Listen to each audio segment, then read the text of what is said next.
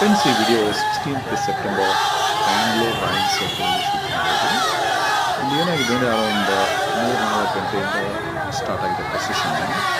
ಇವತ್ತು ಮುಸ್ಲಿಮ್ಸ್ದೇನು ಹಬ್ಬ ಇದೆ, ಈದ್ ಹಬ್ಬ. ಇವರೇನು ಮಾಡ್ತಾರೆ, ಪ್ರತಿ ವರ್ಷ ಇದೇ ಥರ ನಡೆಯುತ್ತೆ. ರಾತ್ರಿ ಅರೌಂಡ್ 10-11 ಗಂಟೆವರೆಗೂ ನಡೆಯುತ್ತಿದ್ದು.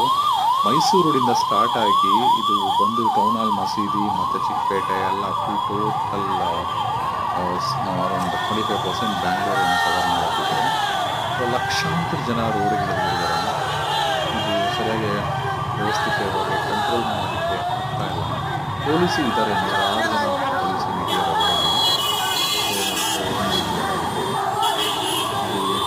Friends. Welcome to my YouTube channel. ಇದು ಇವತ್ತು ಸಂಜೆ ಒಂದು 6-6:30 ಅಷ್ಟೊತ್ತಿಗೆ ಶೂಟ್ ಮಾಡಿರೋ ವಿಡಿಯೋ.